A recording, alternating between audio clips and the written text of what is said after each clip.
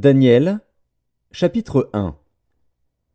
La troisième année du règne de Joachim, roi de Juda, Nebuchadnezzar, roi de Babylone, marcha contre Jérusalem et l'assiégea. Le Seigneur livra entre ses mains Joachim, roi de Juda, et une partie des ustensiles de la maison de Dieu. Nebuchadnezzar emporta les ustensiles au pays de Shinéar, dans la maison de son Dieu. Il les mit dans la maison du trésor de son Dieu. Le roi donna l'ordre à Akpénaz, chef de ses eunuques, d'amener quelques-uns des enfants d'Israël de race royale ou de famille noble, de jeunes garçons sans défaut corporel, beaux de figure, doués de sagesse, d'intelligence et d'instruction, capables de servir dans le palais du roi, et à qui l'on enseignerait les lettres et la langue des Chaldéens. Le roi leur assigna pour chaque jour une portion des mets de sa table et du vin dont ils buvaient, voulant les élever pendant 3 années, au bout desquelles ils seraient au service du roi. Il y avait parmi eux, d'entre les enfants de Juda, Daniel, Hanania, Mishaël et Azaria. Le chef des eunuques leur donna des noms. À Daniel celui de Beltchatsar, à Hanania celui de Shadrach, à Mishaël celui de Méshach, et à Azaria celui d'Abed-Négo. Daniel résolut de ne pas se souiller par les mets du roi et par le vin dont le roi buvait, et il pria le chef des eunuques de ne pas l'obliger à se souiller. Dieu fit trouver à Daniel faveur et grâce devant le chef des eunuques. Le chef des eunuques dit à Daniel: « Je crains mon seigneur le roi, qui a fixé ce que vous devez manger et boire. Car pourquoi verrait-il votre visage plus abattu que celui des jeunes gens de votre âge? Vous exposeriez ma tête auprès du roi. » Alors Daniel dit à l'intendant à qui le chef des eunuques avait remis la surveillance de Daniel, de Hanania, de Mishaël et d'Azaria: « Éprouve tes serviteurs pendant 10 jours, et qu'on nous donne des légumes à manger et de l'eau à boire. Tu regarderas ensuite notre visage et celui des jeunes gens qui mangent les mets du roi, et tu agiras avec tes serviteurs d'après ce que tu auras vu. » Il leur accorda ce qu'ils demandaient, et les éprouva pendant 10 jours. Au bout de 10 jours, ils avaient meilleur visage et plus d'embonpoint que tous les jeunes gens qui mangeaient les mets du roi. L'intendant emportait les mets et le vin qui leur étaient destinés, et il leur donnait des légumes. Dieu accorda à ces 4 jeunes gens de la science, de l'intelligence dans toutes les lettres et de la sagesse. Et Daniel expliquait toutes les visions et tous les songes. Au terme fixé par le roi pour qu'on les lui amenât, le chef des eunuques les présenta à Nebuchadnezzar. Le roi s'entretint avec eux, et, parmi tous ces jeunes gens, il ne s'en trouva aucun comme Daniel, Hanania, Mishaël et Azaria. Ils furent donc admis au service du roi. Sur tous les objets qui réclamaient de la sagesse et de l'intelligence, et sur lesquels le roi les interrogeait, il les trouvait 10 fois supérieurs à tous les magiciens et astrologues qui étaient dans tout son royaume. Ainsi fut Daniel jusqu'à la première année du roi Cyrus. Daniel, chapitre 2. La seconde année du règne de Nebuchadnezzar, Nebuchadnezzar eut des songes. Il avait l'esprit agité et ne pouvait dormir. Le roi fit appeler les magiciens, les astrologues, les enchanteurs et les Chaldéens pour qu'ils lui disent ses songes. Ils vinrent et se présentèrent devant le roi. Le roi leur dit: « J'ai eu un songe, mon esprit est agité, et je voudrais connaître ce songe. » Les Chaldéens répondirent au roi en langue araméenne: « Ô roi, vis éternellement. Dis le songe à tes serviteurs, et nous en donnerons l'explication. » Le roi reprit la parole et dit aux Chaldéens: « La chose m'a échappé. Si vous ne me faites connaître le songe et son explication, vous serez mis en pièces, et vos maisons seront réduites en un tas d'immondices. Mais si vous me dites le songe et son explication, vous recevrez de moi des dons et des présents et de grands honneurs. C'est pourquoi dites-moi le songe et son explication. » Ils répondirent pour la seconde fois: « Que le roi dise le songe à ses serviteurs, et nous en donnerons l'explication. » Le roi reprit la parole et dit: « Je m'aperçois, En vérité, que vous voulez gagner du temps, parce que vous voyez que la chose m'a échappé. Si donc vous ne me faites pas connaître le songe, la même sentence vous enveloppera tous. Vous voulez vous préparer à me dire des mensonges et des faussetés, en attendant que les temps soient changés. C'est pourquoi dites-moi le songe, et je saurai si vous êtes capable de m'en donner l'explication. Les Chaldéens répondirent au roi, Il n'est personne sur la terre qui puisse dire ce que demande le roi. Aussi jamais roi, quelque grand et puissant qu'il ait été, n'a exigé une pareille chose d'aucun magicien, astrologue ou chaldéen. Ce que le roi demande est difficile, il n'y a personne qui puisse le dire au roi, excepté les dieux, dont la demeure n'est pas parmi les hommes. Là-dessus le roi se mit en colère et s'irrita violemment. Il ordonna qu'on fasse périr tous les sages de Babylone. La sentence fut publiée, les sages étaient mis à mort, et l'on cherchait Daniel et ses compagnons pour les faire périr. Alors Daniel s'adressa d'une manière prudente et sensée à Arjoc, chef des gardes du roi, qui était sorti pour mettre à mort les sages de Babylone. Il prit la parole et dit à Arjoc, commandant du roi, « Pourquoi la sentence du roi est-elle si sévère ?» Arjoc exposa la chose à Daniel. Et Daniel se rendit vers le roi et le pria de lui accorder du temps pour donner au roi l'explication. Ensuite Daniel alla dans sa maison, et il instruisit de cette affaire Hanania, Mishaël et Azaria, ses compagnons, les engageant à implorer la miséricorde du Dieu des cieux, afin qu'on ne fît pas périr Daniel et ses compagnons avec le reste des sages de Babylone. Alors le secret fut révélé à Daniel dans une vision pendant la nuit. Et Daniel bénit le Dieu des cieux. Daniel prit la parole et dit, « Béni soit le nom de Dieu, d'éternité en éternité. À lui appartiennent la sagesse et la force. C'est lui qui change les temps et les circonstances, qui renverse et qui établit les rois, qui donne la sagesse aux sages et la science à ceux qui ont de l'intelligence. Il révèle ce qui est profond et caché, il connaît ce qui est dans les ténèbres, et la lumière demeure avec lui. Dieu de mes pères, je te glorifie et je te loue de ce que tu m'as donné la sagesse et la force, et de ce que tu m'as fait connaître ce que nous t'avons demandé, de ce que tu nous as révélé le secret du roi. » Après cela, Daniel se rendit auprès d'Arjoc, à qui le roi avait ordonné de faire périr les sages de Babylone. Il alla et lui parla ainsi. « Ne fais pas périr les sages de Babylone. Conduis-moi devant le roi, et je donnerai au roi l'explication. » Arjoc conduisit promptement Daniel devant le roi, et lui parla ainsi.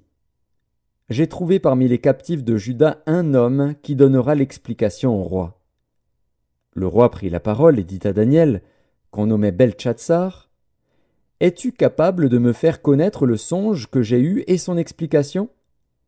Daniel répondit en présence du roi et dit, « Ce que le roi demande est un secret que les sages, les astrologues, les magiciens et les devins ne sont pas capables de découvrir au roi. Mais il y a dans les cieux un Dieu qui révèle les secrets, et qui a fait connaître au roi Nebuchadnezzar ce qui arrivera dans la suite des temps. Voici ton songe et les visions que tu as eues sur ta couche. Sur ta couche, ô roi, il t'est monté des pensées touchant ce qui sera après ce temps-ci, et celui qui révèle les secrets t'a fait connaître ce qui arrivera. Si ce secret m'a été révélé, ce n'est point qu'il y ait en moi une sagesse supérieure à celle de tous les vivants, mais c'est afin que l'explication soit donnée au roi et que tu connaisses les pensées de ton cœur. Ô roi, tu regardais, et tu voyais une grande statue. Cette statue était immense, et d'une splendeur extraordinaire. Elle était debout devant toi, et son aspect était terrible. La tête de cette statue était d'or pur. Sa poitrine et ses bras étaient d'argent. Son ventre et ses cuisses étaient d'airain. Ses jambes, de fer. Ses pieds, en partie de fer et en partie d'argile. Tu regardais, lorsqu'une pierre se détacha sans le secours d'aucune main, frappa les pieds de fer et d'argile de la statue et les mit en pièces. Alors le fer, l'argile, l'airain, l'argent et l'or furent brisés ensemble et devinrent comme la balle qui s'échappe du nerf en été. Le vent les emporta et nulle trace n'en fut retrouvée. Mais la pierre qui avait frappé la statue devint une grande montagne et remplit toute la terre. Voilà le songe. Nous en donnerons l'explication devant le roi. Ô roi, tu es le roi des rois, car le Dieu des cieux t'a donné l'empire, la puissance, la force et la gloire. Il a remis entre tes mains, en quelque lieu qu'ils habitent, les enfants des hommes, les bêtes des champs et les oiseaux du ciel, et il t'a fait dominer sur eux tous. C'est toi qui es la tête d'or. Après toi, il s'élèvera un autre royaume, moindre que le tien, puis un troisième royaume, qui sera d'airain, et qui dominera sur toute la terre. Il y aura un quatrième royaume, fort comme du fer. De même que le fer brise et rompt tout, il brisera et rompra tout, comme le fer qui met tout en pièces. Et comme tu as vu les pieds et les orteils en partie d'argile, de potier et en partie de fer, ce royaume sera divisé. Mais il y aura en lui quelque chose de la force du fer, parce que tu as vu le fer mêlé avec l'argile. Et comme les doigts des pieds étaient en partie de fer et en partie d'argile, ce royaume sera en partie fort et en partie fragile. Tu as vu le fer mêlé avec l'argile, parce qu'ils se mêleront par des alliances humaines, mais ils ne seront point unis l'un à l'autre, de même que le fer ne s'allie point avec l'argile. Dans le temps de ces rois, le Dieu des cieux suscitera un royaume qui ne sera jamais détruit, et qui ne passera point sous la domination d'un autre peuple. Il brisera et anéantira tous ces royaumes-là, et lui-même subsistera éternellement. C'est ce qu'indique la pierre que tu as vue se détacher de la montagne sans le secours d'aucune main, et qui a brisé le fer, l'airain, l'argile, l'argent et l'or. Le grand Dieu a fait connaître au roi ce qui doit arriver après cela. Le songe est véritable, et son explication est certaine. Alors le roi Nebuchadnezzar tomba sur sa face, et se prosterna devant Daniel, et il ordonna qu'on lui offrît des sacrifices et des parfums. Le roi adressa la parole à Daniel et dit, « En vérité, votre Dieu est le Dieu des dieux et le Seigneur des rois, et il révèle les secrets, puisque tu as pu découvrir ce secret. » Ensuite le roi éleva Daniel, et lui fit de nombreux et riches présents. Il lui donna le commandement de toute la province de Babylone, et l'établit chef suprême de tous les sages de Babylone. Daniel pria le roi de remettre l'intendance de la province de Babylone à Shadrach, Meshach et Abed-Négo. Et Daniel était à la cour du roi. Daniel, chapitre 3. Le roi Nebuchadnezzar fit une statue d'or, haute de 60 coudées et large de 6 coudées. Il la dressa dans la vallée de Dura, dans la province de Babylone. Le roi Nebuchadnezzar fit convoquer les satrapes, les intendants et les gouverneurs, les grands juges, les trésoriers, les jurisconsuls, les juges et tous les magistrats des provinces, pour qu'ils se rendissent à la dédicace de la statue qu'avait élevée le roi Nebuchadnezzar. Alors les satrapes, les intendants et les gouverneurs, les grands juges, les trésoriers, les jurisconsuls, les juges et tous les magistrats des provinces s'assemblèrent pour la dédicace de la statue qu'avait élevée le roi Nebuchadnezzar. Ils se placèrent devant la statue qu'avait élevée Nebuchadnezzar. Un héros cria à haute voix, « Voici ce qu'on vous ordonne, peuple, nation, hommes de toute langue.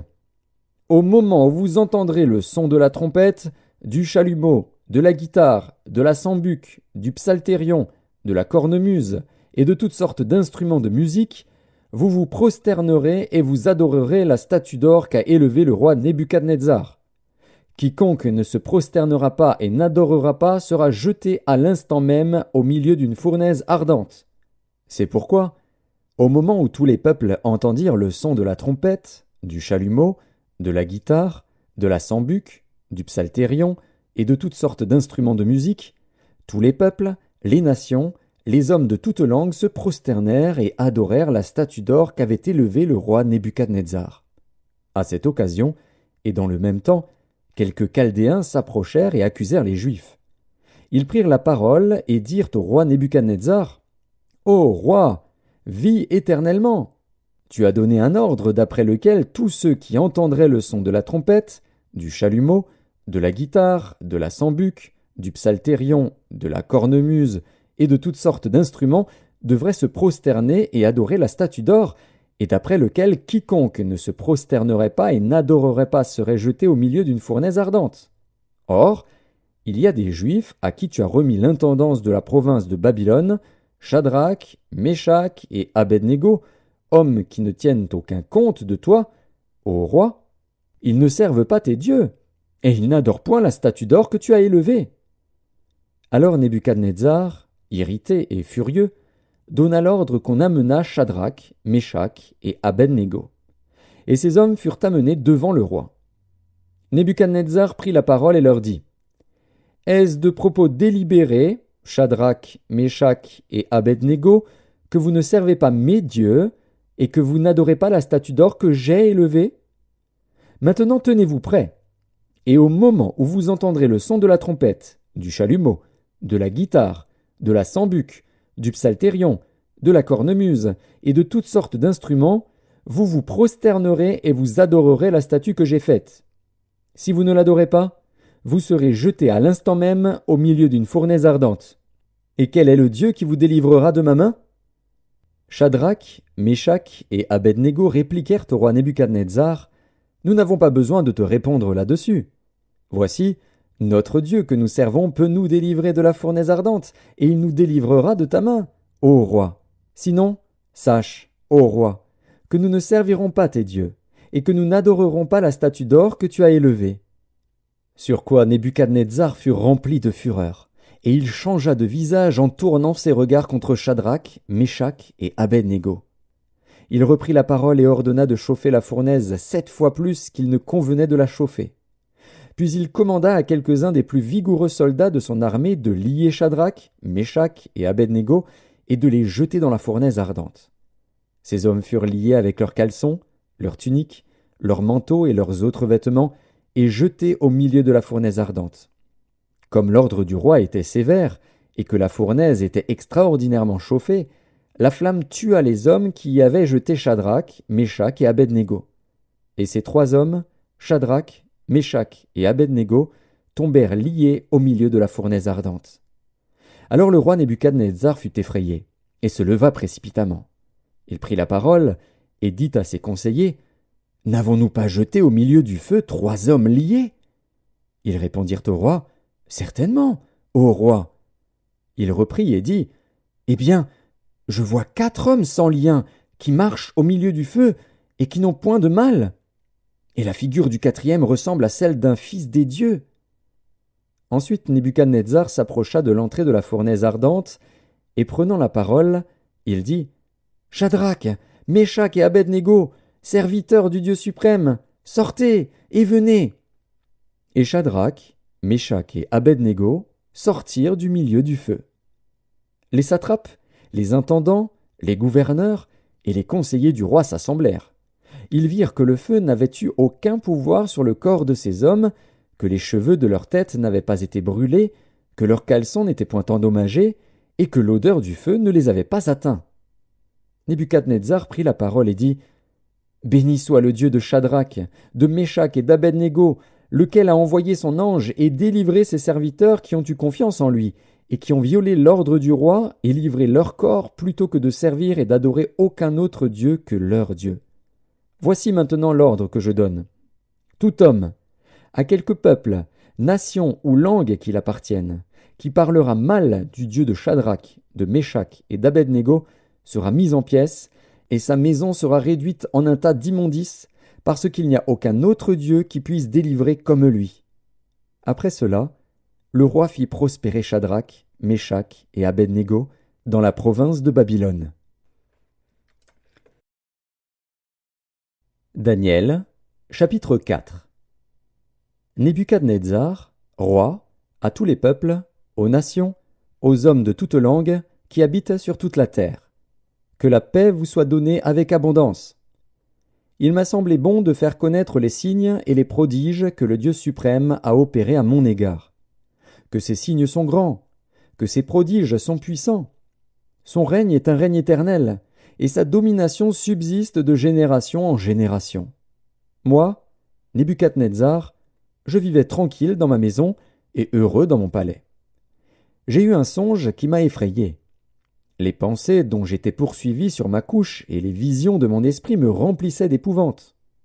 J'ordonnai qu'on fît venir devant moi tous les sages de Babylone, afin qu'ils me donnassent l'explication du songe. Alors vinrent les magiciens, les astrologues, les chaldéens et les devins. Je leur dis le songe, et ils ne m'en donnèrent point l'explication. En dernier lieu, se présenta devant moi Daniel, nommé Beltchatsar d'après le nom de mon Dieu, et qui a en lui l'esprit des dieux saints. Je lui dis le songe. Beltchatsar, chef des magiciens, qui a en toi, je le sais, l'esprit des dieux saints, et pour qui aucun secret n'est difficile, donne-moi l'explication des visions que j'ai eues en songe. Voici les visions de mon esprit, pendant que j'étais sur ma couche. Je regardais, et voici, il y avait au milieu de la terre un arbre d'une grande hauteur. Cet arbre était devenu grand et fort. Sa cime s'élevait jusqu'aux cieux, et on le voyait des extrémités de toute la terre. Son feuillage était beau, et ses fruits abondants. Il portait de la nourriture pour tous. Les bêtes des champs s'abritaient sous son ombre, les oiseaux du ciel faisaient leur demeure parmi ses branches, et tout être vivant tirait de lui sa nourriture. Dans les visions de mon esprit, que j'avais sur ma couche, je regardais, et voici, un de ceux qui veillent et qui sont saints descendit des cieux. Il cria avec force et parla ainsi. Abattez l'arbre, et coupez ses branches, secouez le feuillage, et dispersez les fruits.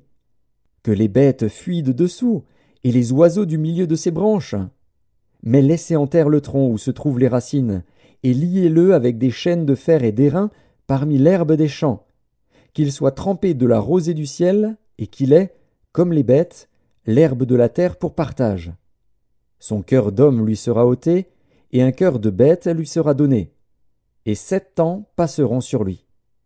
Cette sentence est un décret de ceux qui veillent, cette résolution est un ordre des saints, afin que les vivants sachent que le Très-Haut domine sur le règne des hommes, qu'il le donne à qui il lui plaît, et qu'il y élève le plus vil des hommes. Voilà le songe que j'ai eu, moi, le roi Nebuchadnezzar. Toi, Beltchatsar, donne-en l'explication, puisque tous les sages de mon royaume ne peuvent me la donner. Toi, tu le peux, car tu as en toi l'esprit des dieux saints. Alors Daniel, nommé Beltchatsar, fut un moment stupéfait, et ses pensées le troublaient. Le roi reprit et dit, Beltchatsar, que le songe et l'explication ne te troublent pas. Et Beltchatsar répondit, Mon Seigneur, que le songe soit pour tes ennemis, et son explication pour tes adversaires. L'arbre que tu as vu, qui était devenu grand et fort, dont la cime s'élevait jusqu'aux cieux et qu'on voyait de tous les points de la terre, cet arbre, dont le feuillage était beau et les fruits abondants, qui portait de la nourriture pour tous, sous lequel s'abritaient les bêtes des champs, et parmi les branches duquel les oiseaux du ciel faisaient leur demeure, c'est toi, ô roi, qui es devenu grand et fort, dont la grandeur s'est accrue et s'est élevée jusqu'aux cieux, et dont la domination s'étend jusqu'aux extrémités de la terre. Le roi a vu l'un de ceux qui veillent et qui sont saints descendre des cieux et dire « Abattez l'arbre et détruisez-le, mais laissez en terre le tronc où se trouvent les racines, et liez-le avec des chaînes de fer et d'airain parmi l'herbe des champs, qu'il soit trempé de la rosée du ciel, et que son partage soit avec les bêtes des champs, jusqu'à ce que 7 ans soient passés sur lui. Voici l'explication, ô roi. Voici le décret du Très-Haut qui s'accomplira sur mon Seigneur le roi. On te chassera du milieu des hommes. Tu auras ta demeure avec les bêtes des champs, et l'on te donnera comme aux bœufs de l'herbe à manger. Tu seras trempé de la rosée du ciel, et 7 ans passeront sur toi, jusqu'à ce que tu saches que le Très-Haut domine sur le règne des hommes et qu'il le donne à qui il lui plaît. L'ordre de laisser le tronc où se trouvent les racines de l'arbre signifie que ton royaume te restera quand tu reconnaîtras que celui qui domine est dans les cieux. C'est pourquoi, ô roi, puisse mon conseil te plaire. Mets un terme à tes péchés en pratiquant la justice, et à tes iniquités en usant de compassion envers les malheureux, et ton bonheur pourra se prolonger. Toutes ces choses se sont accomplies sur le roi Nebuchadnezzar. Au bout de 12 mois, comme il se promenait dans le palais royal à Babylone, le roi prit la parole et dit « N'est-ce pas ici, Babylone la grande, que j'ai bâtie, comme résidence royale, par la puissance de ma force et pour la gloire de ma magnificence. » La parole était encore dans la bouche du roi, qu'une voix descendit du ciel. « Apprends, roi Nebuchadnezzar, qu'on va t'enlever le royaume. On te chassera du milieu des hommes. Tu auras ta demeure avec les bêtes des champs. On te donnera comme aux bœufs de l'herbe à manger. Et 7 ans passeront sur toi, jusqu'à ce que tu saches que le Très-Haut domine sur le règne des hommes et qu'il le donne à qui il lui plaît. » Au même instant, la parole s'accomplit sur Nebuchadnezzar. Il fut chassé du milieu des hommes, il mangea de l'herbe comme les bœufs, son corps fut trempé de la rosée du ciel, jusqu'à ce que ses cheveux crussent comme les plumes des aigles et ses ongles comme ceux des oiseaux. Après le temps marqué, moi, Nebuchadnezzar, je levai les yeux vers le ciel et la raison me revint. J'ai béni le Très-Haut, j'ai loué et glorifié celui qui vit éternellement, celui dont la domination est une domination éternelle et dont le règne subsiste de génération en génération. Tous les habitants de la terre ne sont à ses yeux que néant. Il agit comme il lui plaît avec l'armée des cieux et avec les habitants de la terre, et il n'y a personne qui résiste à sa main et qui lui dise « Que fais-tu » En ce temps, la raison me revint. La gloire de mon royaume, ma magnificence et ma splendeur me furent rendues. Mes conseillers et mes grands me redemandèrent. Je fus rétabli dans mon royaume, et ma puissance ne fit que s'accroître.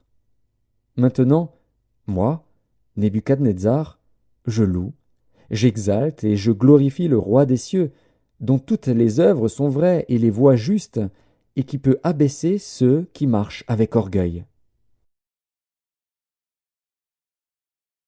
Daniel, chapitre 5. Le roi Belshazzar donna un grand festin à ses grands au nombre de 1000, et il but du vin en leur présence.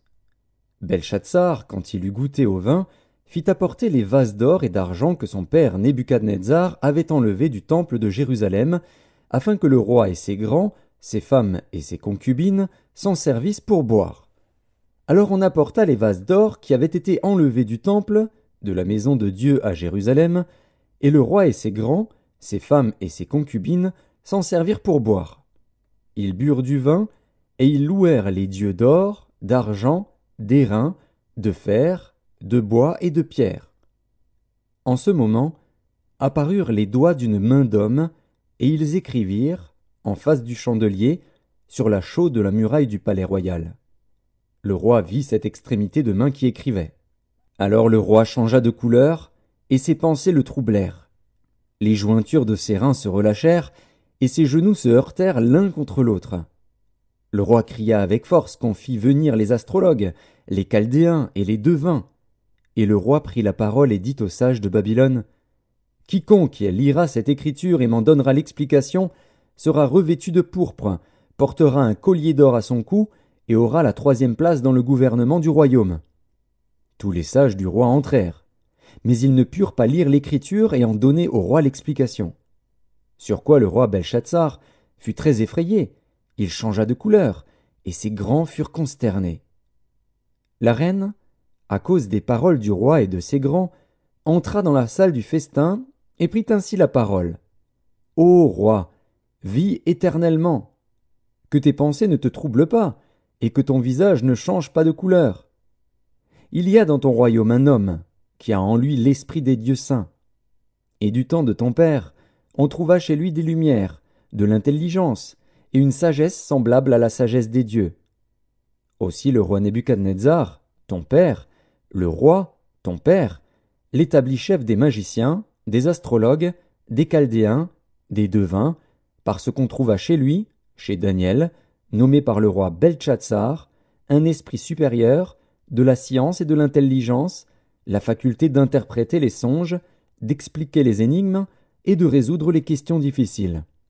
Que Daniel soit donc appelé, et il donnera l'explication. » Alors Daniel fut introduit devant le roi. Le roi prit la parole et dit à Daniel, « Es-tu ce Daniel, l'un des captifs de Juda, que le roi, mon père, a amené de Juda? J'ai appris sur ton compte que tu as en toi l'esprit des dieux, et qu'on trouve chez toi des lumières, de l'intelligence et une sagesse extraordinaire. on vient d'amener devant moi les sages et les astrologues, afin qu'ils lussent cette écriture et m'en donnassent l'explication. Mais ils n'ont pas pu donner l'explication des mots. J'ai appris que tu peux donner des explications et résoudre des questions difficiles. Maintenant, si tu peux lire cette écriture et m'en donner l'explication, tu seras revêtu de pourpre, tu porteras un collier d'or à ton cou, et tu auras la 3e place dans le gouvernement du royaume. Daniel répondit en présence du roi, « Garde tes dons, et accorde à un autre tes présents. Je lirai néanmoins l'écriture au roi, et je lui en donnerai l'explication. Ô roi, le Dieu suprême avait donné à Nebuchadnezzar, ton père, l'empire, la grandeur, la gloire et la magnificence. Et à cause de la grandeur qu'il lui avait donnée, tous les peuples, les nations, les hommes de toute langue étaient dans la crainte et tremblaient devant lui.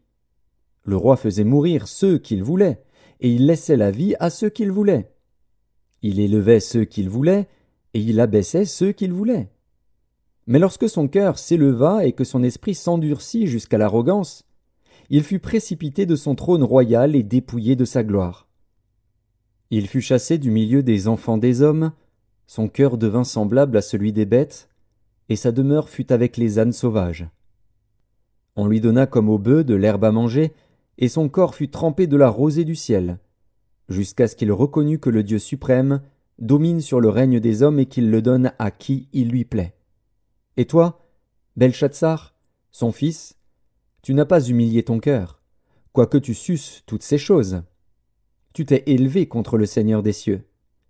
Les vases de sa maison ont été apportés devant toi, et vous vous en êtes servis pour boire du vin, toi et tes grands, tes femmes et tes concubines. Tu as loué les dieux d'argent, d'or, d'airain, de fer, de bois et de pierre, qui ne voient point, qui n'entendent point, et qui ne savent rien, et tu n'as pas glorifié le Dieu qui a dans sa main ton souffle et toutes tes voies. C'est pourquoi il a envoyé cette extrémité de main qui a tracé cette écriture. Voici l'écriture qui a été tracée. Comptez, comptez, pesez et divisez. Et voici l'explication de ces mots. Comptez, Dieu a compté ton règne, et y a mis fin. Pesez, tu as été pesé dans la balance, et tu as été trouvé léger. Divisez, ton royaume sera divisé et donné aux Mèdes et aux Perses. Aussitôt Belchatsar donna des ordres, et l'on revêtit Daniel de pourpre, on lui mit au cou un collier d'or, et on publia qu'il aurait la 3e place dans le gouvernement du royaume. Cette même nuit, Belchatsar, roi des Chaldéens, fut tué. Et Darius, le Mède, s'empara du royaume, étant âgé de 62 ans. Daniel, chapitre 6. Darius trouva bon d'établir sur le royaume 120 satrapes qui devaient être dans tout le royaume.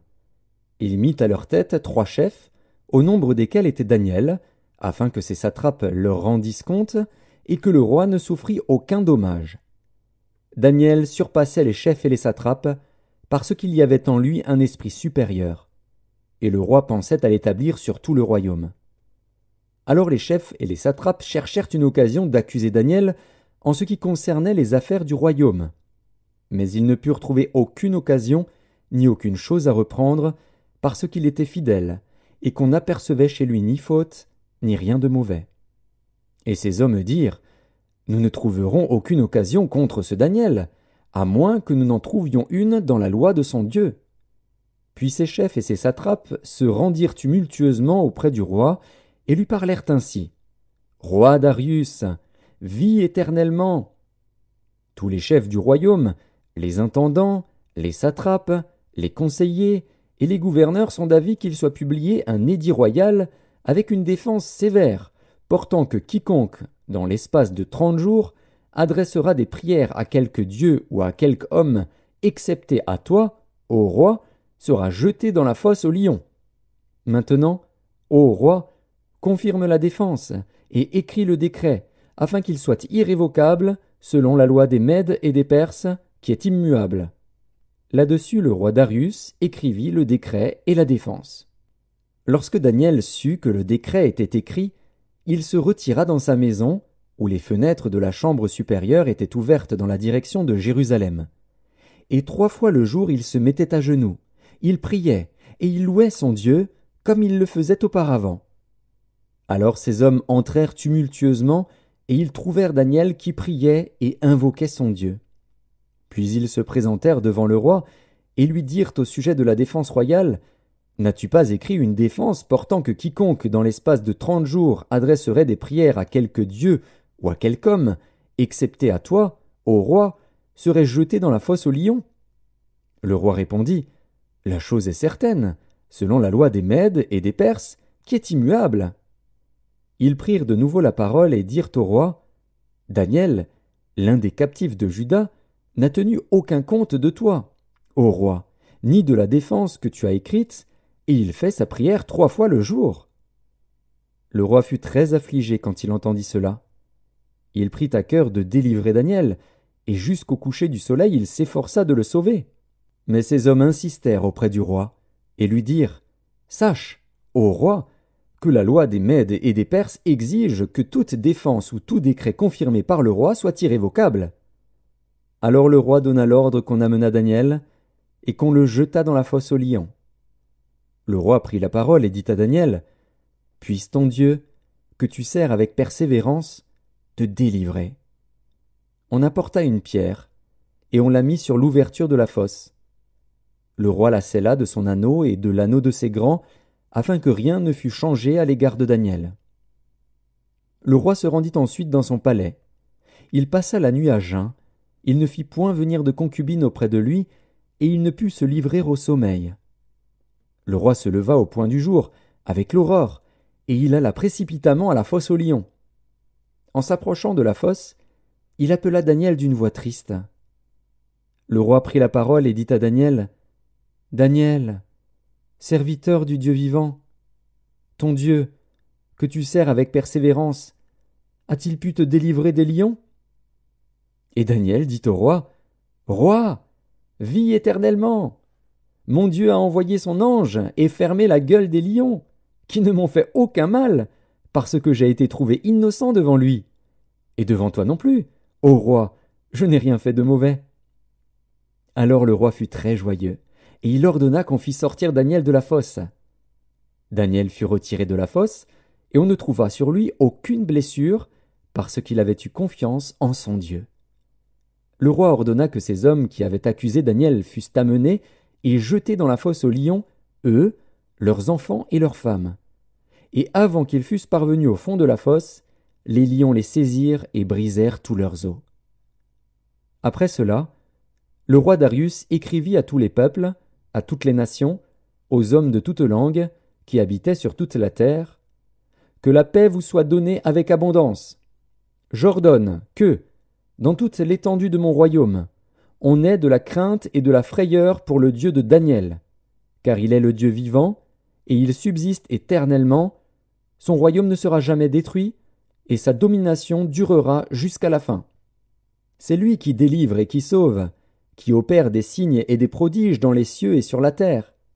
C'est lui qui a délivré Daniel de la puissance des lions. » Daniel prospéra sous le règne de Darius et sous le règne de Cyrus, le Perse. Daniel, chapitre 7. La première année de Belshazzar, roi de Babylone, Daniel eut un songe et des visions se présentèrent à son esprit pendant qu'il était sur sa couche. Ensuite il écrivit le songe et raconta les principales choses. Daniel commença et dit: « Je regardais pendant ma vision nocturne, et voici, les 4 vents des cieux firent irruption sur la grande mer. Et 4 grands animaux sortirent de la mer, différents les uns des autres. Le premier était semblable à un lion, et avait des ailes d'aigle. Je regardais, jusqu'au moment où ses ailes furent arrachées. Il fut enlevé de terre et mis debout sur ses pieds comme un homme, et un cœur d'homme lui fut donné. Et voici, un second animal était semblable à un ours, et se tenait sur un côté. Il avait 3 côtes dans la gueule entre les dents, et on lui disait: « Lève-toi, mange beaucoup de chair. » Après cela je regardais, et voici, un autre était semblable à un léopard, et avait sur le dos 4 ailes comme un oiseau. Cet animal avait 4 têtes, et la domination lui fut donnée. Après cela, je regardais pendant mes visions nocturnes, et voici, il y avait un 4e animal, terrible, épouvantable et extraordinairement fort. Il avait de grandes dents de fer, il mangeait, brisait, et il foulait aux pieds ce qui restait. Il était différent de tous les animaux précédents, et il avait 10 cornes. Je considérais les cornes, et voici, une autre petite corne sortit du milieu d'elle, et 3 des premières cornes furent arrachées devant cette corne. Et voici, elle avait des yeux comme des yeux d'homme, et une bouche qui parlait avec arrogance. Je regardais, pendant que l'on plaçait des trônes. Et l'Ancien des jours s'assit. Son vêtement était blanc comme la neige, et les cheveux de sa tête étaient comme de la laine pure. Son trône était comme des flammes de feu, et les roues comme un feu ardent. Un fleuve de feu coulait et sortait de devant lui. 1000 milliers le servaient, et 10 000 millions se tenaient en sa présence. Les juges s'assirent, et les livres furent ouverts. Je regardais alors, à cause des paroles arrogantes que prononçait la corne. Et tandis que je regardais, l'animal fut tué, et son corps fut anéanti, livré au feu pour être brûlé. Les autres animaux furent dépouillés de leur puissance, mais une prolongation de vie leur fut accordée jusqu'à un certain temps. Je regardais pendant mes visions nocturnes, et voici, sur les nuées des cieux arriva quelqu'un de semblable à un fils de l'homme. Il s'avança vers l'Ancien des jours, et on le fit approcher de lui. On lui donna la domination, la gloire et le règne. Et tous les peuples, les nations, et les hommes de toute langue le servirent. Sa domination est une domination éternelle qui ne passera point, et son règne ne sera jamais détruit. Moi, Daniel, j'eus l'esprit troublé au-dedans de moi, et les visions de ma tête m'effrayèrent. Je m'approchai de l'un de ceux qui étaient là, et je lui demandai ce qu'il y avait de vrai dans toutes ces choses. Il me le dit, et m'en donna l'explication. Ces 4 grands animaux, ce sont 4 rois qui s'élèveront de la terre. Mais les saints du Très-Haut recevront le royaume, et ils posséderont le royaume éternellement, d'éternité en éternité. Ensuite, je désirais savoir la vérité sur le 4e animal, qui était différent de tous les autres, extrêmement terrible, qui avait des dents de fer et des ongles d'airain, qui mangeait, brisait, et foulait aux pieds ce qu'il restait. Et sur les 10 cornes qu'il avait à la tête, et sur l'autre qui était sortie et devant laquelle 3 étaient tombés, sur cette corne qui avait des yeux, une bouche parlant avec arrogance, et une plus grande apparence que les autres. Je vis cette corne faire la guerre aux saints, et l'emporter sur eux, jusqu'au moment où l'Ancien des jours vint donner droit aux saints du Très-Haut, et le temps arriva où les saints furent en possession du royaume. Il me parla ainsi. Le 4e animal, c'est un 4e royaume qui existera sur la terre, différent de tous les royaumes, et qui dévorera toute la terre, la foulera et la brisera. Les 10 cornes, ce sont 10 rois qui s'élèveront de ce royaume.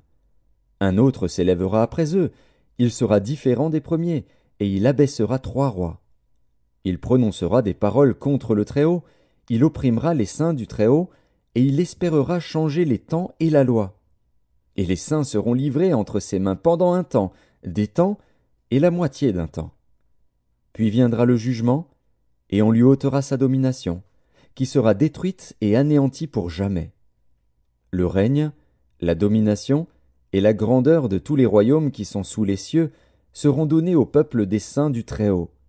Son règne est un règne éternel, et tous les dominateurs le serviront et lui obéiront. Ici finirent les paroles. Moi, Daniel, je fus extrêmement troublé par mes pensées.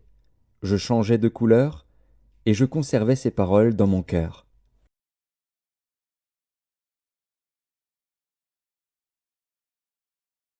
Daniel, chapitre 8. La 3e année du règne du roi Beltchatsar, moi, Daniel, j'eus une vision, outre celle que j'avais eue précédemment. Lorsque j'eus cette vision, il me sembla que j'étais à Suse, la capitale, dans la province d'Élam. Et pendant ma vision, je me trouvais près du fleuve d'Ulaï. Je levai les yeux, je regardai, et voici, un bélier se tenait devant le fleuve, et il avait des cornes. Ses cornes étaient hautes, mais l'une était plus haute que l'autre, et elle s'éleva la dernière. Je vis le bélier qui frappait de ses cornes à l'Occident, au septentrion et au midi. Aucun animal ne pouvait lui résister, et il n'y avait personne pour délivrer ses victimes. Il faisait ce qu'il voulait, et il devint puissant. Comme je regardais attentivement, voici, un bouc venait de l'Occident, et parcourait toute la terre à sa surface, sans la toucher. Ce bouc avait une grande corne entre les yeux. Il arriva jusqu'au bélier qui avait des cornes, et que j'avais vu se tenant devant le fleuve, et il courut sur lui dans toute sa fureur. Je le vis qui s'approchait du bélier et s'irritait contre lui. Il frappa le bélier et lui brisa les 2 cornes, sans que le bélier eût la force de lui résister. Il le jeta par terre et le foula, et il n'y eut personne pour délivrer le bélier. Le bouc devint très puissant, mais lorsqu'il fut puissant, sa grande corne se brisa. 4 grandes cornes s'élevèrent pour la remplacer aux 4 vents des cieux. De l'une d'elles sortit une petite corne, qui s'agrandit beaucoup vers le midi, vers l'Orient et vers le plus beau des pays. Elle s'éleva jusqu'à l'armée des cieux, elle fit tomber à terre une partie de cette armée des étoiles, et elle les foula.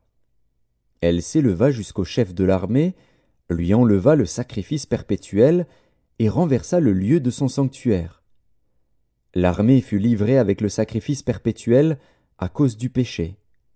La corne jeta la vérité par terre et réussit dans ses entreprises. J'entendis parler un saint, et un autre saint dit à celui qui parlait, « Pendant combien de temps s'accomplira la vision sur le sacrifice perpétuel et sur le péché dévastateur? Jusque à quand le sanctuaire et l'armée seront-ils foulés ?» Et il me dit, 2300 soirs et matins, puis le sanctuaire sera purifié. Tandis que moi, Daniel, j'avais cette vision et que je cherchais à la comprendre, voici, quelqu'un qui avait l'apparence d'un homme se tenait devant moi. Et j'entendis la voix d'un homme au milieu de l'Ulaï. Il cria et dit, « Gabriel, explique-lui la vision. » Il vint alors près du lieu où j'étais. Et à son approche, je fus effrayé, et je tombai sur ma face. Il me dit, « Sois attentif, fils de l'homme, car la vision concerne un temps qui sera la fin. » Comme il me parlait, je restais frappé d'étourdissement, la face contre terre. Il me toucha, et me fit tenir debout à la place où je me trouvais.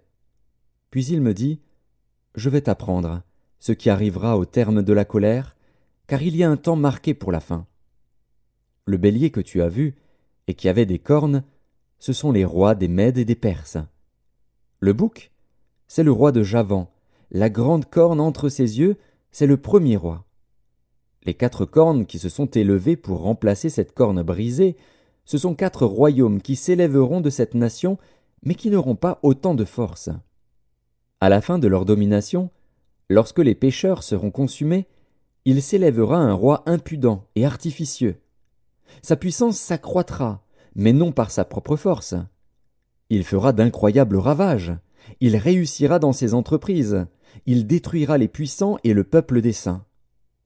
À cause de sa prospérité et du succès de ses ruses, il aura de l'arrogance dans le cœur. Il fera périr beaucoup d'hommes qui vivaient paisiblement, et il s'élèvera contre le chef des chefs, mais il sera brisé, sans l'effort d'aucune main. Et la vision des soirs et des matins, dont il s'agit, est véritable. Pour toi, tiens secrète cette vision, car elle se rapporte à des temps éloignés. Moi, Daniel, je fus plusieurs jours languissant et malade. Puis je me levai, et je m'occupais des affaires du roi.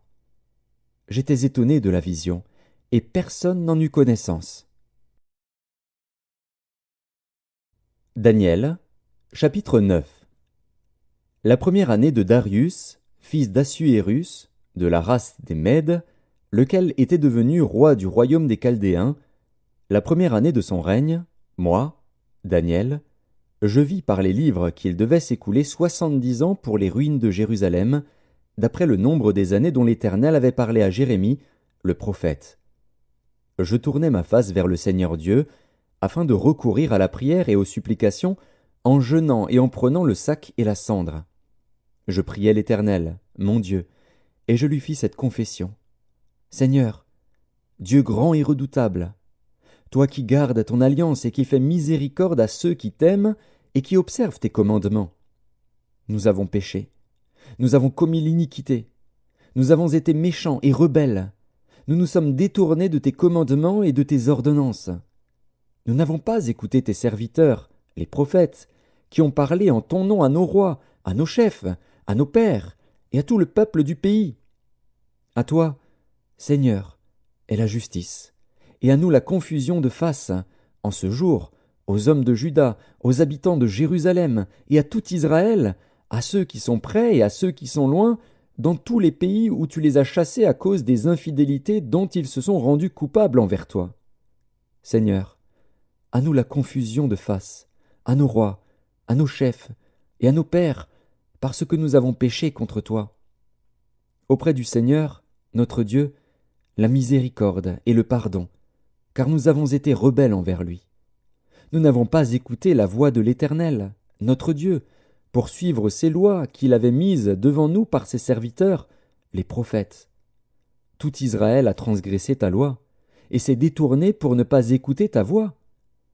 Alors se sont répandues sur nous les malédictions et les imprécations qui sont écrites dans la loi de Moïse, serviteur de Dieu, parce que nous avons péché contre Dieu. Il a accompli les paroles qu'il avait prononcées contre nous et contre nos chefs qui nous ont gouvernés. Il a fait venir sur nous une grande calamité, et il n'en est jamais arrivé sous le ciel entier une semblable à celle qui est arrivée à Jérusalem. Comme cela est écrit dans la loi de Moïse, toute cette calamité est venue sur nous, et nous n'avons pas imploré l'Éternel, notre Dieu.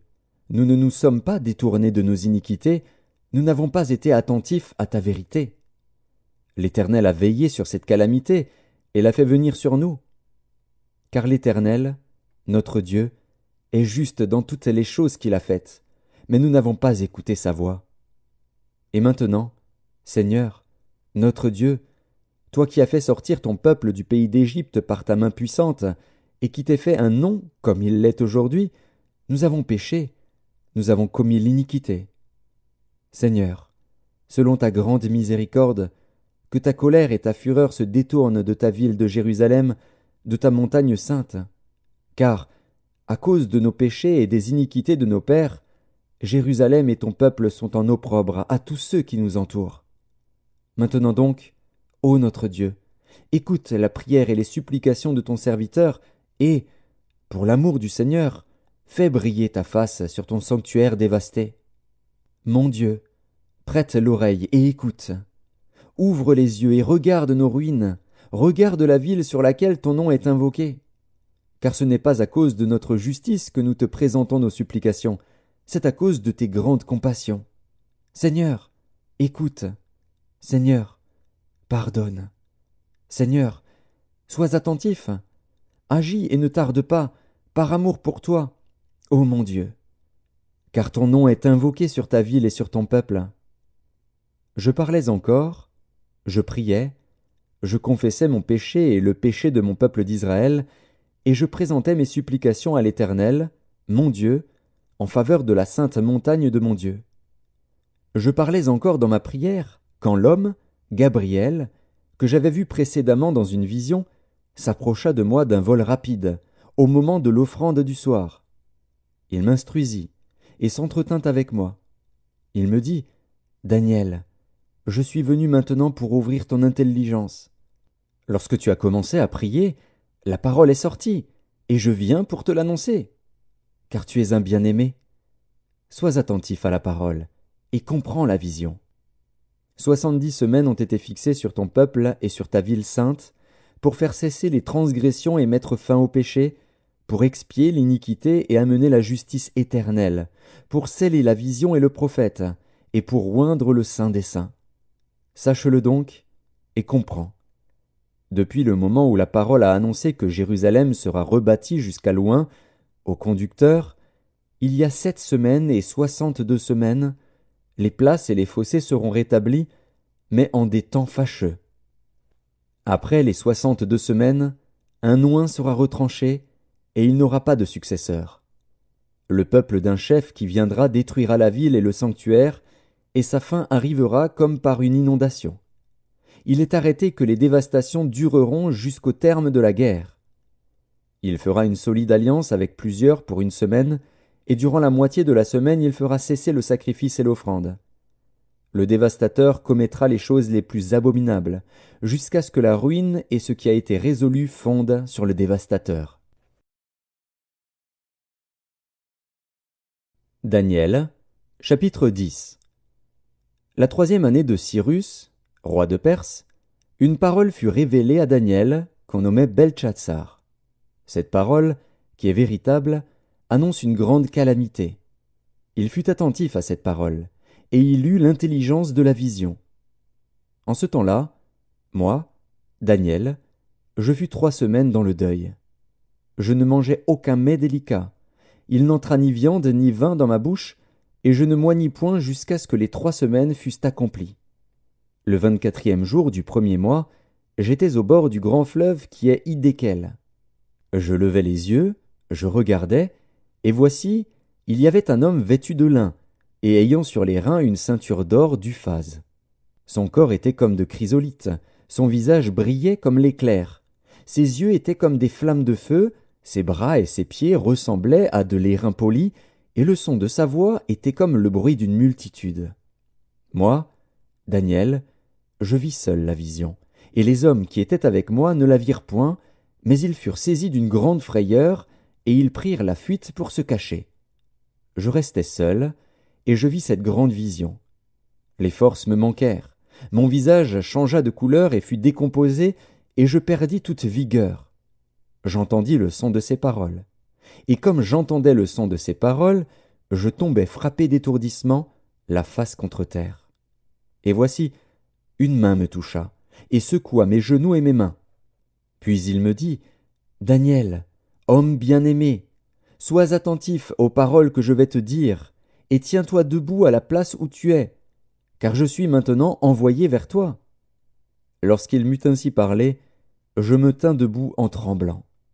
Il me dit, « Daniel, ne crains rien, car dès le 1er jour où tu as eu à cœur de comprendre et de t'humilier devant ton Dieu, tes paroles ont été entendues, et c'est à cause de tes paroles que je viens. Le chef du royaume de Perse m'a résisté 21 jours, mais voici, Michaël, l'un des principaux chefs, est venu à mon secours, et je suis demeuré là auprès des rois de Perse. Je viens maintenant pour te faire connaître ce qui doit arriver à ton peuple dans la suite des temps, car la vision concerne encore ces temps-là. » Tandis qu'il m'adressait ces paroles, je dirigeais mes regards vers la terre, et je gardais le silence. Et voici, quelqu'un qui avait l'apparence des fils de l'homme toucha mes lèvres. J'ouvris la bouche, je parlais, et je dis à celui qui se tenait devant moi, « Mon Seigneur, la vision m'a rempli d'effroi, et j'ai perdu toute vigueur. Comment le serviteur de mon Seigneur pourrait-il parler à mon Seigneur? Maintenant les forces me manquent, et je n'ai plus de souffle. » Alors celui qui avait l'apparence d'un homme me toucha de nouveau, et me fortifia. Puis il me dit, « Ne crains rien, homme bien-aimé, que la paix soit avec toi. Courage, courage. » Et comme il me parlait, je repris des forces, et je dis, « Que mon Seigneur parle, car tu m'as fortifié. » Il me dit, « Sais-tu pourquoi je suis venu vers toi? Maintenant je m'en retourne pour combattre le chef de la Perse. Et quand je partirai, voici, le chef de Javan viendra. Mais je veux te faire connaître ce qui est écrit dans le livre de la vérité. Personne ne m'aide contre cela, excepté Michaël, votre chef. » Daniel, chapitre 11. Et moi, la 1re année de Darius, le Mède, j'étais auprès de lui pour l'aider et le soutenir. Maintenant, je vais te faire connaître la vérité. Voici, il y aura encore 3 rois en Perse. Le 4e amassera plus de richesses que tous les autres. Et quand il sera puissant par ses richesses, il soulèvera tout contre le royaume de Javan. Mais il s'élèvera un vaillant roi, qui dominera avec une grande puissance et fera ce qu'il voudra. Et lorsqu'il se sera élevé, son royaume se brisera et sera divisé vers les 4 vents des cieux. Il n'appartiendra pas à ses descendants, et il ne sera pas aussi puissant qu'il l'était, car il sera déchiré, et il passera à d'autres qu'à eux. Le roi du Midi deviendra fort, mais un de ses chefs sera plus fort que lui et dominera. Sa domination sera puissante. Au bout de quelques années, ils s'allieront, et la fille du roi du Midi viendra vers le roi du Septentrion pour rétablir la concorde. Mais elle ne conservera pas la force de son bras, et il ne résistera pas, ni lui, ni son bras. Elle sera livrée avec ceux qui l'auront amenée, avec son père et avec celui qui aura été son soutien dans ce temps-là. Un rejeton de ses racines s'élèvera à sa place. Il viendra à l'armée, il entrera dans les forteresses du roi du Septentrion, il en disposera à son gré, et il se rendra puissant. Il enlèvera même et transportera en Égypte leurs dieux et leurs images de fonte, et leurs objets précieux d'argent et d'or. Puis il restera quelques années éloigné du roi du Septentrion. Et celui-ci marchera contre le royaume du roi du Midi, et reviendra dans son pays. Ses fils se mettront en campagne et rassembleront une multitude nombreuse de troupes. L'un d'eux s'avancera, se répandra comme un torrent, débordera, puis reviendra. Et ils pousseront les hostilités jusqu'à la forteresse du roi du Midi. Le roi du Midi s'irritera, il sortira et attaquera le roi du Septentrion. Il soulèvera une grande multitude, et les troupes du roi du Septentrion seront livrées entre ses mains. Cette multitude sera fière, et le cœur du roi s'enflera. Il fera tomber des milliers, mais il ne triomphera pas. Car le roi du Septentrion reviendra et rassemblera une multitude plus nombreuse que la première. Au bout de quelque temps, de quelques années, il se mettra en marche avec une grande armée et de grandes richesses. En ce temps-là, plusieurs s'élèveront contre le roi du Midi, et des hommes violents parmi ton peuple se révolteront pour accomplir la vision, et ils succomberont. Le roi du Septentrion s'avancera. Il élèvera des terrasses et s'emparera des villes fortes. Les troupes du Midi et l'élite du roi ne résisteront pas, elles manqueront de force pour résister. Celui qui marchera contre lui fera ce qu'il voudra, et personne ne lui résistera. Il s'arrêtera dans le plus beau des pays, exterminant ce qui tombera sous sa main. Il se proposera d'arriver avec toutes les forces de son royaume, et de conclure la paix avec le roi du Midi. Il lui donnera sa fille pour femme, dans l'intention d'amener sa ruine. Mais cela n'aura pas lieu, et ne lui réussira pas. Il tournera ses vues du côté des îles, et il en prendra plusieurs. Mais un chef mettra fin à l'opprobre qu'il voulait lui attirer, et le fera retomber sur lui. Il se dirigera ensuite vers les forteresses de son pays, et il chancellera, il tombera, et on ne le trouvera plus. Celui qui le remplacera fera venir un exacteur dans la plus belle partie du royaume, mais en quelques jours il sera brisé, et ce ne sera ni par la colère ni par la guerre. Un homme méprisé prendra sa place, sans être revêtu de la dignité royale. Il paraîtra au milieu de la paix, et s'emparera du royaume par l'intrigue. Les troupes qui se répandront comme un torrent seront submergées devant lui et anéanties, de même qu'un chef de l'alliance. Après qu'on se sera joint à lui, il usera de tromperie. Il se mettra en marche, et il aura le dessus avec peu de monde. Il entrera, au sein de la paix, dans les lieux les plus fertiles de la province. Il fera ce que n'avaient pas fait ses pères, ni les pères de ses pères. Il distribuera le butin, les dépouilles et les richesses. Il formera des projets contre les forteresses, et cela pendant un certain temps. À la tête d'une grande armée, il emploiera sa force et son ardeur contre le roi du Midi. Et le roi du Midi s'engagera dans la guerre avec une armée nombreuse et très puissante. Mais il ne résistera pas, car on méditera contre lui de mauvais desseins. Ceux qui mangeront des mets de sa table causeront sa perte.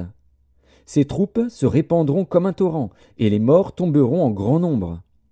Les deux rois chercheront en leur cœur à faire le mal, et à la même table ils parleront avec fausseté. Mais cela ne réussira pas, car la fin n'arrivera qu'au temps marqué. Il retournera dans son pays avec de grandes richesses. Il sera dans son cœur hostile à l'Alliance sainte. Il agira contre elle, puis retournera dans son pays. À une époque fixée, il marchera de nouveau contre le Midi. Mais cette dernière fois, les choses ne se passeront pas comme précédemment. Des navires de Kittim s'avanceront contre lui. Découragé, il rebroussera. Puis, furieux contre l'Alliance sainte, il ne restera pas inactif. À son retour, Il portera ses regards sur ceux qui auront abandonné l'alliance sainte. Des troupes se présenteront sur son ordre. Elles profaneront le sanctuaire, la forteresse, elles feront cesser le sacrifice perpétuel et dresseront l'abomination du dévastateur. Il séduira par des flatteries les traîtres de l'alliance. Mais ceux du peuple qui connaîtront leur Dieu agiront avec fermeté, et les plus sages parmi eux donneront instruction à la multitude. Il en est qui succomberont pour un temps à l'épée et à la flamme, à la captivité et au pillage. Dans le temps où ils succomberont, ils seront un peu secourus, et plusieurs se joindront à eux par hypocrisie. Quelques-uns des hommes sages succomberont, afin qu'ils soient épurés, purifiés et blanchis, jusqu'au temps de la fin, car elle n'arrivera qu'au temps marqué. Le roi fera ce qu'il voudra. Il s'élèvera, il se glorifiera au-dessus de tous les dieux, et il dira des choses incroyables contre le Dieu des dieux. Il prospérera jusqu'à ce que la colère soit consommée, car ce qui est arrêté s'accomplira. Il n'aura égard ni au Dieu de ses pères, ni à la divinité qui fait les délices des femmes. Il n'aura égard à aucun Dieu, car il se glorifiera au-dessus de tous. Toutefois il honorera le Dieu des forteresses sur son piédestal. À ce Dieu, qui ne connaissait pas ses pères, il rendra des hommages avec de l'or et de l'argent, avec des pierres précieuses et des objets de prix. C'est avec le Dieu étranger qu'il agira contre les lieux fortifiés. Et il comblera d'honneur ceux qui le reconnaîtront, il les fera dominer sur plusieurs, il leur distribuera des terres pour récompense. Au temps de la fin, le roi du Midi se heurtera contre lui, et le roi du Septentrion fondera sur lui comme une tempête, avec des chars et des cavaliers, et avec de nombreux navires. Il s'avancera dans les terres, se répandra comme un torrent et débordera. Il entrera dans le plus beau des pays, et plusieurs succomberont. Mais Édom, Moab, et les principaux des enfants d'Ammon seront délivrés de sa main. Il étendra sa main sur divers pays, et le pays d'Égypte n'échappera point. Il se rendra maître des trésors d'or et d'argent, et de toutes les choses précieuses de l'Égypte. Les Libyens et les Éthiopiens seront à sa suite. Des nouvelles de l'Orient et du Septentrion viendront l'effrayer, et il partira avec une grande fureur pour détruire et exterminer des multitudes. Il dressera les tentes de son palais entre les mers, vers la glorieuse et sainte montagne, puis il arrivera à la fin, sans que personne lui soit en aide. Daniel, chapitre 12. En ce temps-là se lèvera Michaël, le grand chef, le défenseur des enfants de ton peuple. Et ce sera une époque de détresse, telle qu'il n'y en a point eu de semblable depuis que les nations existent jusqu'à cette époque. En ce temps-là, ceux de ton peuple qui seront trouvés inscrits dans le livre seront sauvés.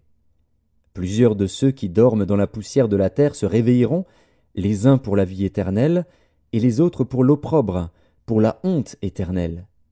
Ceux qui auront été intelligents brilleront comme la splendeur du ciel, et ceux qui auront enseigné la justice à la multitude brilleront comme les étoiles, à toujours et à perpétuité.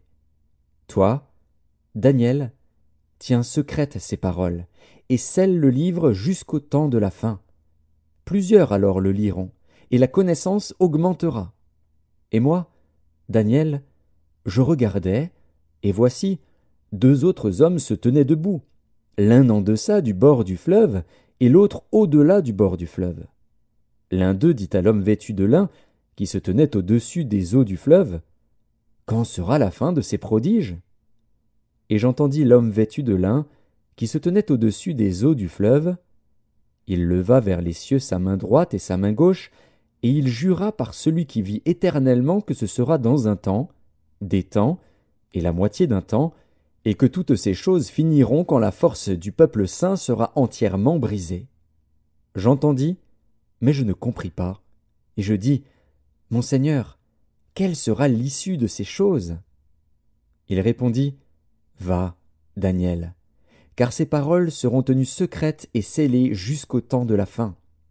Plusieurs seront purifiés, blanchis et épurés. Les méchants feront le mal et aucun des méchants ne comprendra, mais ceux qui auront de l'intelligence comprendront.